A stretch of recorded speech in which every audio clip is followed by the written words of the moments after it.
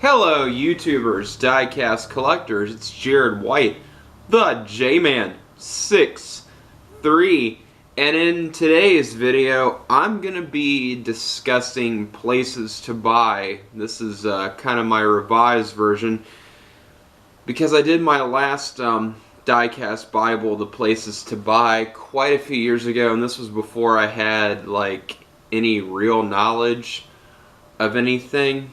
So today I'm going to be discussing a few places to buy. Now, a lot of people when they first start out the diecast hobby, some people think, well, Walmart's a good place to get toys, so they usually start Hot Wheels hunting, usually kids at a young age.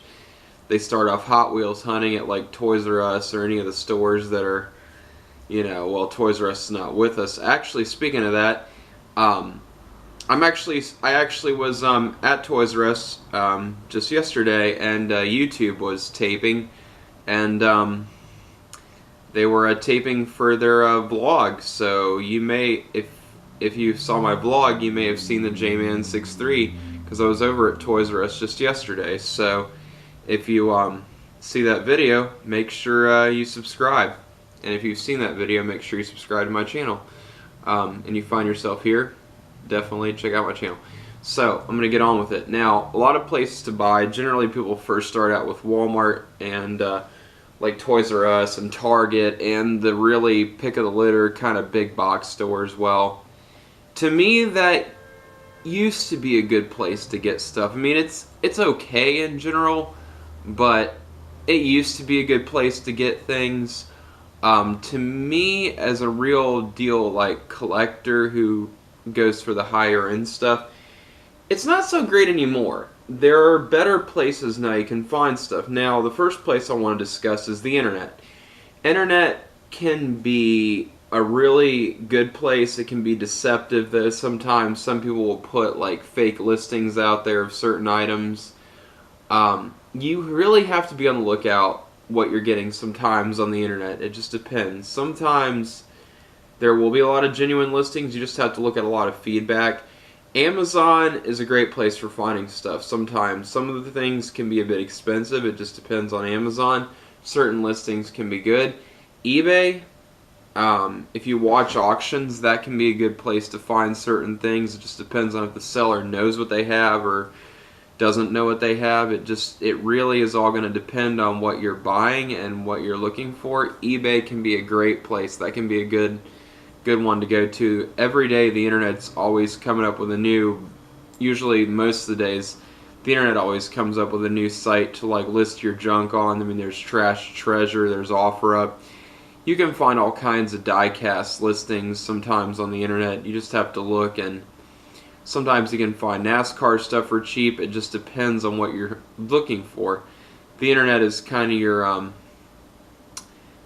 oh god, what's the saying? The internet's kind of your oyster, so to speak. If you're really looking for that unique piece, something you can't find, eBay is a good place. You know, they say whatever it is, you can find it on eBay. So eBay is definitely one of those sites that you want to look on. So I'm done with the internet. The internet, like I said, it can be good. I can give you some examples. I found some auctions for pretty good money. I once found a 1/10 scale American chopper bike, the Lucy bike. I once found that for I think it was around $8, $10 or $12 in an auction. It wasn't that bad actually. I was the only bidder on it because nobody was watching the darn thing. So I bid on it, and it was only one bid, and I won the thing, so that was kind of cool. So I've seen a few auctions that you can win that are pretty substantially cheaper than some of the buy it now listings, which is really cool. So some auctions are good. So that's internet. Now, another place I want to talk about is thrift stores. Now, a lot of people think thrift stores are big garbage cans. It just depends on where you go. Like the thrift stores I have around Newport News are usually pretty much just big garbage dumps. They are pretty much people throwing away their crap 9 times out of 10. I have scored a few thrift shops. I have scored a twin mill, but this was more at an antique shop, which I'm going to get into. There's a big difference between your thrift stores and your antique shops, which are specialty shops. But I'm trying to think about when I really scored. Oh, I did once score a 1/18th scale Munster coach at a thrift store, and that was the Ertl model of the Munster coach. I don't have it here to show you, but I did score that at a thrift store once, and that's been in my YouTube. If you've seen that review, that's awesome, because I do have a review of that car, and it was brand new and mint in the package. So you can sometimes you find luck. It's very rare. Got a word of caution: you're rarely gonna find stuff at the thrift store. You really need to go every day to really score stuff at the thrift store. I mean, you need to go early. So if you're a real hunter of thrift shop stuff, then you can probably score, but it just depends on what you're looking for. Thrift stores can be okay, but they're alright. So that being said, thrift stores are an okay place to score. They're not the best. I would say you have to look a lot, and you have to go to a lot of thrift stores. I've seen some good stuff there, don't get me wrong. I mean, not necessarily diecast, but it really depends. I've seen like all kinds of diecast, but are they always good stuff that you really genuinely want to pick up? Not really. Some of it's all broken and stuff most of the time. I've seen some Maisto stuff that's really cheapo. So I don't think thrift stores are always the greatest place to score. Now I'm going to move on to another subject. That is antique stores. Antique stores, those can be a good place to score at. Those can be a really good place to score at. In fact, I have found lots of things at antique stores. I found a Hot Wheels Legends twin mill in the 100% Legends series, and I scored that for 20 bucks. And I've scored some 100% Hot Wheels for 20 bucks. I've scored a lot of things at antique stores for pretty good money. I've scored a lot of stuff in my local store, the Yard Sale, which is down near a little publicity for them. They're right down on Warwick near Wilcox. They're on Warwick Boulevard. If you ever go, you ought to get the chance to check them out. The Yard Sale is a pretty good store. I have scored some things at the Design and Consign down on Warwick Boulevard in Newport News. If you ever go, you ought to get the chance to check that out. Design and Consign and the Yard Sale are two very good antique stores in Hilton Village. If you're in Newport News, they're very good to check out. I'm a 757 collector, so I sort of collect down in this area. But antique stores, those can be a very, very prominent place to score at if you're in the know and you can find a good local antique shop that sometimes sells furniture, a little bit of everything. Now, I'm not saying all antique stores are good. Some of them just sell a bunch of furniture, and they're all just furniture. But you have to find a place that's kind of multi-level, that sells different things, that like a consignment shop or an antique shop are two very good places to score at. Those are good. If you know the guy and you have a good connection, that always helps to have connections. Eventually I'll probably cover connections one day in the diecast Bible. I don't know, but connections are important to have too. And diecast collecting, you need to have one guy watching you and another guy and this guy. It's always good to have a few people that you know that can help you score some good stuff. So that's another important thing. Now the last thing I want to cover, which this is kind of a subject that a lot of people love to hunt at, they love to go, I mean it's pretty obvious, flea markets. Flea markets are great. Flea markets are awesome. If you ever get the chance, you need to go to flea markets. That is a really important thing. Flea markets are probably one of the biggest go-tos for collectors. I mean, I see videos all the time of people hunting at flea markets, so definitely check out flea markets for sure. But yeah. And if all else fails, I guess go to Target and Walmart and maybe Toys R Us, but they're going out of business now, so I mean, there's really not much to say about that.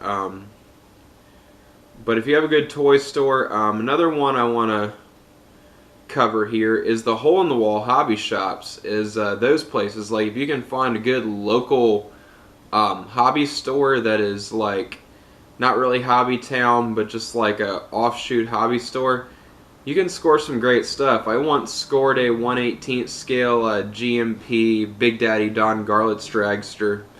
I don't have it, but it was a GMP car, a Don Garlits dragster by that well-known company that every collector probably should know about. If you didn't see anything about that, you should watch the brands video, because I have a bunch of different things up there that are on that whole thing, brands. You got to check that out. But GMP, like I said, that's a good one to collect. But like I said, those all are very good places. Another one I want to go over is estate sales. Yeah, they're kind of sad, but yeah, estate sales are good, because sometimes you can score some really good things there.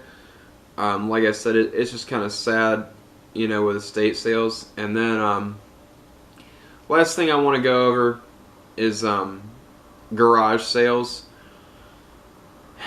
Garage sales depend on who's selling. I've been to some garage sales that are awesome. I've been to some ones that are kind of crappy. I've been to garage sales that are really good. I've been to a lot of them that have been kind of average. Most of them are pretty okay, mediocre, but it depends on what you're looking for at a garage sale. Sometimes you can find some really good things, and not just die-cast, but certain stuff there. But I have a lot of garage sales around me in the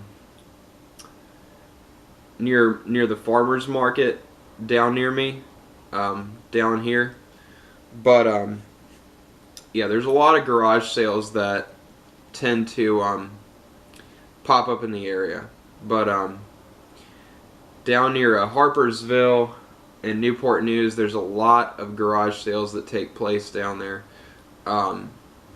I usually can walk to them because I'm relatively within walking distance of a lot of garage sales. I'm not saying where I live at, but it gives you an idea of a general area. If you live near garage sales, you should walk to them and check them out. But yeah, garage sales are definitely a good go-to if you can. Like I said, I live within about 20 or 30 minutes of walking to certain garage sales, so it's a pretty good rule of thumb to check some of your local papers, check your phone apps and stuff and all that. Definitely look and see garage sales. So that's one thing I can give you advice on. But most of the time you just have to go early and you have to look often. But garage sales are a good thing. But go when they first open and try and get there early. That's my advice to you. Alright, so I think I've covered enough. I think I've covered just about everywhere that hunters can buy at, and I hope this advice has given you a good amount of information where to first start at on collecting and everything. I hope it's giving you a good rule of thumb as to where you should be hunting at and where you should be collecting at.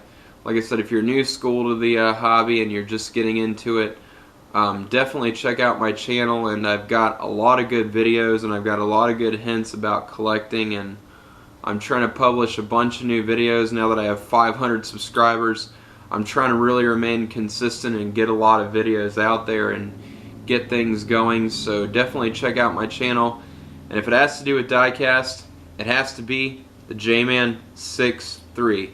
Like, rate, comment, and subscribe. Have a good one, guys. Bye.